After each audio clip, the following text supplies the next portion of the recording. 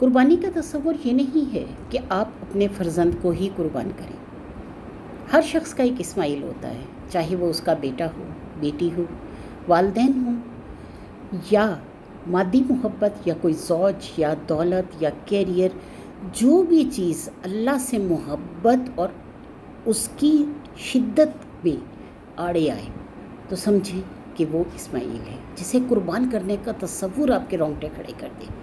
جس کی قربانی کے بارے میں آپ سوچ بھی نہ سکیں، تو وہ چیز آپ کا اسماعیل ہے۔ اپنے اسماعیل کو قربان کرنے کے لیے، یعنی ہر شخص کے اندر ایک اسماعیل ہے، اور اس اسماعیل کو تلاشیے، اسے سرچ کریں، اور جو بھی چیز آپ کی محبت میں اڑے آتی ہے، یعنی اللہ سے آپ کی محبت میں اڑے آتی ہے، اسے قربان کیجیے۔ اگر آپ سوچتے ہیں کہ اس کو قربان کر کے آپ کیا کریں گے، تو یقین کیجیے کہ اللہ تعالیٰ نے جیسے حضرت اسماعیل کو محفوظ رکھا، اسی طرح آپ کی وہ شدت کی محبت بھی قائم رکھے گا، آپ کے اسماعیل کو بھی قائم رکھے گا، اور آپ کو وہ راستہ دے گا جو کبھی آپ نے تصور بھی نہ کیا ہو،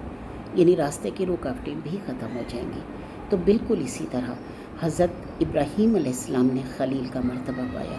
کہ انہوں نے اپنے رب کی محبت میں اس بیٹے کو، جس کو منتوں سے انہوں نے مانگا تھا، اس کو چھوڑ اس کی قربانی کو واجب قرار دے دیا اپنے اوپر، اور جیسے ہی اسے قربان کرنے لگے تو اللہ تعالیٰ نے ان کے اسماعیل کو بھی بچا لیا اور انہیں ایک مینڈھا دیا، اور رہتی دنیا تک ان کی مثال قائم کر دی۔ بس یہی مثال ہمیں بھی چاہیے۔